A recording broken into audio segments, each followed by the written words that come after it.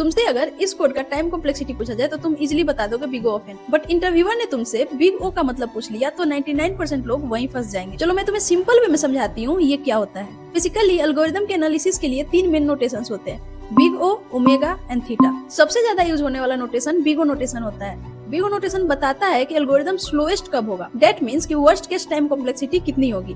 जैसे अगर किसी एरे में कोई एलिमेंट सर्च करना हो एंड वो एलिमेंट अगर एरे में एग्जिस्ट ही नहीं करता हो तो वर्स्ट केस टाइम कॉम्प्लेक्सिटी इस केस में बिग ओ ऑफ एन होगी। सेकंड नोटेशन होता है बिग ओमेगा एंड ये बिग ओ नोटेशन के एग्जैक्टली अपोजिट होता है। इसमें हम बेस्ट केस सिनेरियो को देखते हैं। ओमेगा नोटेशन बताता है कि बेस्ट केस में कोई भी एल्गोरिदम मिनिमम कितना फास्ट हो सकता है। जैसे अगर किसी एरे में कोई एलिमेंट सर्च करना हो एंड वो एलिमेंट फर्स्ट इंडेक्स पर प्रेजेंट हो तो उसका टाइम कॉम्प्लेक्सिटी ओमेगा ऑफ 1 होगा। थर्ड नोटेशन होता है बिग थीटा एंड ये ना तो बेस्ट केस को बताता है ना ही वर्स्ट केस को, ये एवरेज केस को बताता है।